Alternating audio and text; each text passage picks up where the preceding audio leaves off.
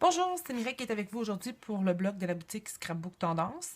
J'ai envie de parler avec vous aujourd'hui d'un nouveau produit qu'on a reçu à la boutique la semaine dernière. Ce sont les Brusho. Ce sont de petites poudres qui viennent dans ces jolis petits pots ici.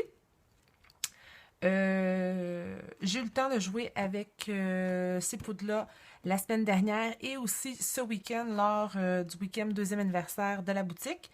On a eu beaucoup de plaisir. J'ai fait 2 démos sur les Brusho durant le week-end et je voulais revenir avec vous sur ce produit. Je voulais vous les présenter pour celles qui n'avaient pas la chance d'être avec nous au super week-end qu'on a passé ou pour celles qui étaient au week-end mais qui n'ont pas eu le temps d'assister à la démonstration.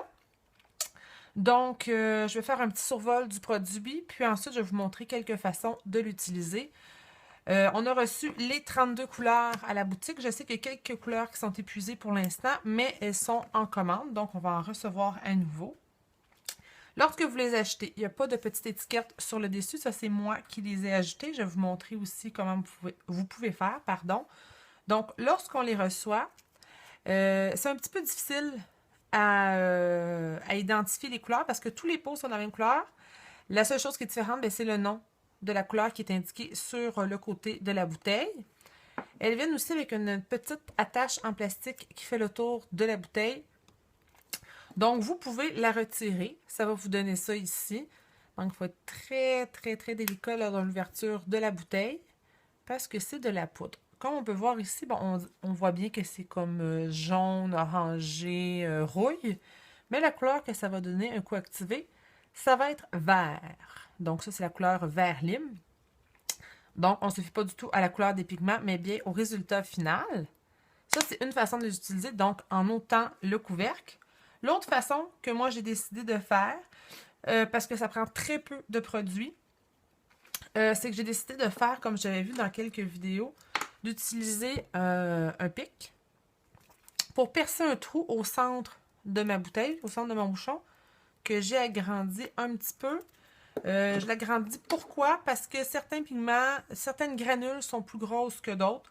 Donc, si on veut vraiment avoir toutes les granules pour faire la couleur désirée, ça vaut la peine d'agrandir un petit peu le trou.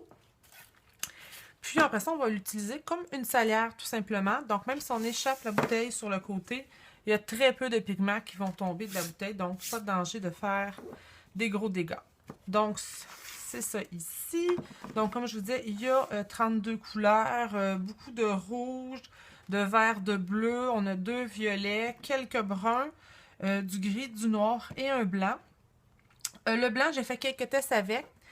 Si vous pensez l'utiliser sur une couleur foncée, ça ne fonctionne pas très bien. J'utiliserai plus le blanc pour faire d'autres teintes, donc pour les mélanger avec notre vert, notre rose, pour créer des teintes plus pâles. Ça va être la façon de l'utiliser. Surtout celles qui aiment beaucoup le rose. Il n'y a pas vraiment de rose, ce sont tous différentes teintes de rouge, mais en utilisant le blanc, là, on peut créer plusieurs couleurs de rose. Donc, on va commencer dans la façon la plus simple pour l'utilisation. Donc, je commence avec un carton. Ici, c'est un carton de type Basil. Donc, tout simple. J'ai rien mis dessus pour l'instant. Et ce qu'on va faire, on va se prendre une couleur. Alors ici, je vais utiliser par exemple le turquoise. Tout ce qu'on a à faire, c'est simple, c'est qu'on vient saupoudrer un peu de poudre sur notre carton. Je vais m'approcher un petit peu. Donc, on voit qu'il y a très peu de produits utilisés. Et là, on va venir avec une bouteille vaporisateur. Donc, classique comme ceci. On va venir ajouter de l'eau. Là, je vais commencer de très haut. Vous allez voir l'effet que ça va faire. Donc, je me mets environ, là, je dirais 30 cm, un pied de ma feuille et je vaporise une première fois. Donc, tout de suite, les cristaux s'activent. Pourquoi que je commence loin? Parce que je veux pouvoir contrôler la quantité d'eau que je vais utiliser. Parce que je pourrais très bien laisser ça comme ça et avoir l'effet que je désire. Par contre, je peux venir ajouter encore plus d'eau. Et là, les couleurs vont s'étaler un peu plus. Comme ceci. Et là, je peux faire bouger ma couleur. Là, c'est sûr que j'ai mis beaucoup d'eau. Mais on peut venir bouger la couleur. comme ceci. Donc ça, c'était sur du carton normal, sans traitement. Et là, je vais refaire la même chose cette fois-ci, mais sur un carton qui a été, sur lequel j'ai préalablement mis une couche de gesso. Vous allez voir, je vais utiliser la même couleur pour qu'on compare bien. Donc, encore une fois, un peu de produit. Vous pouvez en profiter pour voir que un petit pot comme ça va vous durer très, très, très longtemps parce qu'on utilise à la fois qu'une infime quantité de produits. Donc, un très bon investissement. Alors, je répète. Et là, je ne sais pas si vous pouvez bien voir, mais on voit tout de suite la différence entre la surface qui a été traitée avec le gesso et la surface, je dirais, non traitée, donc un peu plus absorbante. Là, les couleurs, elles vont beaucoup plus se mélanger. Encore une fois, si j'ajoute plus d'eau, on va avoir plus de mouvement. Comme ceci ici. Et ici, ce n'est pas un carton basil. Je l'ai utilisé sur un basil et on pouvait quand même bouger un peu plus. Ça, je crois que c'est un ancien carton que moi j'avais ici de la compagnie Prism, qui est un petit peu plus absorbant. Donc, probablement que, en fait, certainement parce que je l'ai fait ce week-end sur les cartons de compagnie Basil, vous allez avoir plus de mouvement de la couleur, vous allez un petit peu plus pouvoir jouer avec la couleur. Donc ici, on voit tout de suite, on peut se faire des belles coulisses, que la couleur bouge beaucoup. Tout ça avec une couche de gesso. Ici, j'avais utilisé le gesso transparent. Donc, je vais mettre ça de côté. Je vais venir essuyer encore une fois. Je vais vous montrer maintenant sur d'autres surfaces. Toujours la même technique, là. Tout simple, on saupoudre la couleur et on ajoute de l'eau. Donc ici, c'est un papier à motif. Là, c'est un peu dur à dire, mais ce côté-ci, c'est le papier nu, sans rien ajouter. Et ici, j'ai ajouté encore une fois du gesso transparent, donc pour vous montrer comment la couleur réagit. Donc ici, je vais vous montrer comment c'est brunâtre, encore une fois, un peu orangé, mais c'est encore un vert. Celui-ci, c'est le vert feuille, donc le leaf green. La même chose, je viens vaporiser. Et tout de suite, on voit la différence des deux côtés. La même quantité d'eau. Ici, la couleur est déjà, pour la plupart, absorbée dans le papier. Tandis que ici, j'ai encore la possibilité de faire bouger la couleur. Donc, c'est tout simple à utiliser. Mais on peut vraiment faire différents effets. La même chose si j'avais appliqué de la pâte, de la molding paste. À l'endroit où il y a la pâte, la pâte est très poreuse, donc elle absorberait plus la couleur comparativement aux côtés sur les papiers où ça serait vraiment un peu plus pâle. Donc, vous pouvez aller jouer avec ça pour faire vos fonds. Et ensuite, la surface idéale, c'est comme toujours, vu que en fin de semaine, on a décidé qu'on pourrait appeler le brusho, on pourrait le qualifier d'aquarelle en poudre. Donc, on est habitué d'avoir des aquarelles en tube, des aquarelles en pastilles. Mais cette fois-ci, elle est en poudre. Donc, elle nous permet de faire une grande variété de techniques. Ici, c'est la même chose. Donc, ici, j'ai appliqué du gesso, toujours transparent de ce côté-ci. De l'autre côté, ici, c'est le papier à nu. Donc, je vous mets un peu de poudre. Pardon. Donc, je vaporise. On voit qu'il y a encore une différence, un peu moins marquée parce que le papier aquarelle, lui, il est fait pour laisser bouger la couleur, pour créer des mélanges. Donc, vous avez un petit peu plus de temps pour faire vos effets. Donc, si je vais venir mélanger une deuxième couleur, cette fois-ci, on prend le Crimson, qui est un des rouges. Donc, j'en mets un petit peu. Là, vous voyez très bien ici que c'est tout absorbé. Ici, ça coule encore. Donc, les deux papiers, les deux façons sont intéressantes. Ça dépend toujours de l'effet que vous désirez obtenir. Donc, on voit que les couleurs se mélangent à merveille. Un petit peu moins sur le papier non traité. Beaucoup plus sur le papier avec gesso. Là, donc, je peux faire différents effets. Comme ça ici. Je vais juste aller chercher. j'avais besoin de mon gesso pour vous montrer d'autres techniques. Désolée. Alors, donc ça, c'était la façon de base de travailler. Donc, vraiment, comme de l'aquarelle, on applique notre pigment, on ajoute de l'eau. Je vais mettre ça de côté encore une fois. Je vais essuyer. Aussi, on nous avait demandé ce week-end comment on pouvait utiliser les brochets pour faire un fond plus uni. Parce que c'est un petit peu difficile à voir. Je vais essayer avec le vert ici. C'est un petit peu difficile à voir à la caméra, mais chaque couleur est composée de plusieurs petits pigments. Donc, lorsqu'on fait seulement que les vaporiser, on voit ici que j'ai un petit vert un peu plus foncé. Puis à quelques endroits, j'ai des petits grains qui étaient jaunes. C'est ce qui me donne l'effet marbré, pas uni. Donc, super intéressant. Mais parfois, on peut avoir envie aussi d'avoir une couleur un peu plus unie. Donc, je pourrais reprendre encore mon leaf green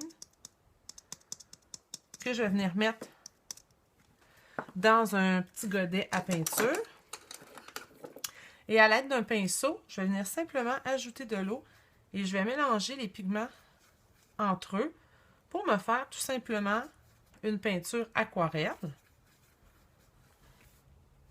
Et les pigments se dissolvent complètement dans l'eau. Alors, on voit ici que ça me fait vraiment un fond. Une couleur unie. Et là, pour faire des fonds, c'est toujours bien d'avoir un pinceau approprié.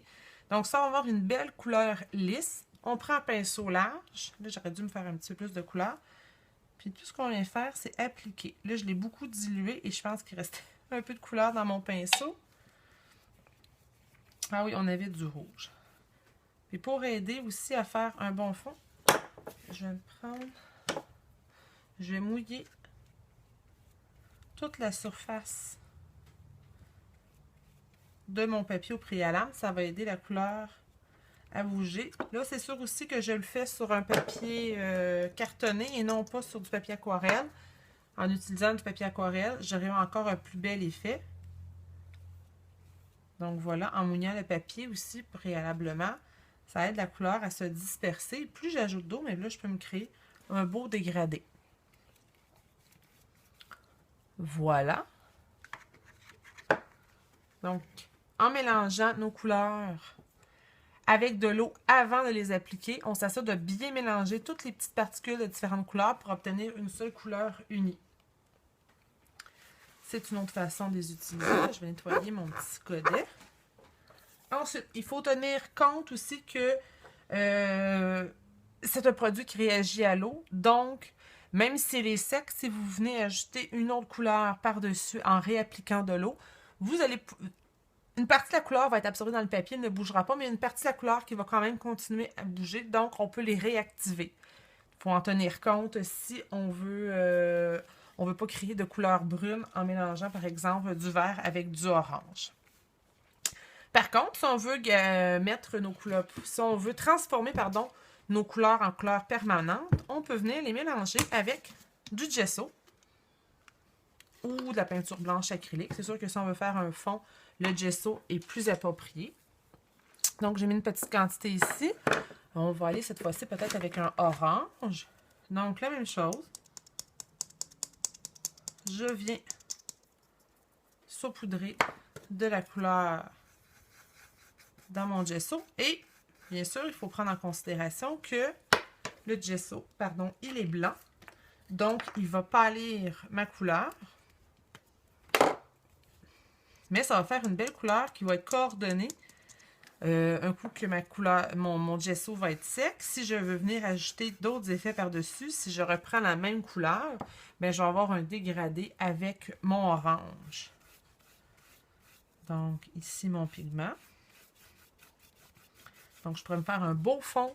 Je pourrais prendre un papier blanc, me faire un beau fond coloré pour faire ma base de ma carte ou de ma page. Ça peut être super intéressant. Et un coup que c'est sec, bien, la couleur, elle est permanente. Elle ne pourra pas être réactivée par de l'eau. La même chose, je peux faire le même procédé, toujours avec la même couleur. Donc, cette fois-ci, c'est le orange. Sauf que je vais prendre un médium mat. Ça pourrait être un gel mat aussi. Ici, la différence, c'est que les médiums ou les gels, ils sont transparents. Donc, ils n'altéreront pas, pardon, la couleur du pigment. Ça va plutôt nous créer un magnifique glacis. Donc, une peinture qui est transparente. Donc, on voit vraiment ici la différence de couleur. C'est toujours le même pigment, mais un utilisé avec le gesso et l'autre avec le médium mat. Donc, je peux me créer des gels colorés pour mélanger avec des paillettes, des billes, pour me faire des textures, encore une fois, sur mes projets. Oui, ensuite, on peut aussi, si on prend une bouteille, on met de l'eau, on ajoute nos pigments à l'intérieur. Pardon. Vu que les cristaux se défont complètement, vous allez donc avoir un magnifique vaporisateur pour faire vos fonds. Et vous êtes sûr que ça ne bouchera pas votre embout parce qu'il n'y a pas de petites particules dedans. C'est sûr que j'ai oublié de préciser que les brochaux, ce sont des pigments purs. Il n'y a pas de mica, donc pas de brillance dedans. Mais vous pourriez utiliser des poudres de mica que vous avez, les ajouter. C'est sûr que vous ajoutez dans des bouteilles. Il y a certaines bouteilles qui vont avoir tendance à bloquer, mais vous pourriez les ajouter dans vos mélanges que vous faites dans votre palette avec des poudres de mica. Donc là, vous obtiendriez des peintures brillantes. Donc, les vaporisateurs. La même chose, je vais juste vous montrer avec le petit papier à motif. Il est ici. Donc, on voit que ça a commencé à sécher. Mais si je venais avec mon glacis, mon gel transparent, bien évidemment, on verrait les motifs en dessous. Donc, on peut obtenir différents effets en combinant les couleurs par-dessus. Bon, orange et vert, c'est peut-être pas ce qu'il y a de plus heureux comme mélange. Mais là, on pourrait venir faire vraiment plusieurs couches l'une par-dessus l'autre. Ben là, je pense que j'ai fait pas mal le tour de toutes les petites techniques, les différentes choses que vous pouvez faire avec les brochaux. Donc, en gros, si je fais un petit résumé, des aquarelles en poudre, non brillantes, donc pas de mica, disponibles en 32 couleurs. Vous pouvez bien sûr aussi faire des mélanges, j'en ai pas fait aujourd'hui. Mais vous pourriez très bien mélanger ensemble le bleu et le mauve à côté, puis obtenir des effets différents. Donc, les quantités de couleurs possibles sont infinies. Je pourrais ajouter du jaune dans mon verre pour que mon verre soit encore plus lime. Puis, voilà. Donc, une dernière chose que je voulais vous dire, c'est qu'on se disait aussi en fin de semaine, durant le crop, que souvent, quand on va en crop, on amène beaucoup de choses, plus que nécessaire. Donc, ce que vous pourriez faire, une façon de diminuer la quantité de choses que vous apportez, vous amenez vos brochaux qui ne prennent pas beaucoup de place, avec soit du gesso ou une peinture acrylique blanche, un vaporisateur. Donc, vous vous retrouvez instantanément avec très peu de matériel, avec une panoplie de couleurs disponibles, d'effets. Donc, avec du carton blanc, vos peintures, vous pouvez durant la fin de semaine, avoir, ou une journée de crop ou quoi que ce soit, avoir plein de couleurs à votre disponibilité pour peu de place et un investissement tout à fait raisonnable. Donc, si vous avez des questions, gênez-vous pas à poser les questions soit sur le forum, soit sur le blog. Puis, j'espère que vous allez vous amuser avec vos brochaux. Merci, à la prochaine!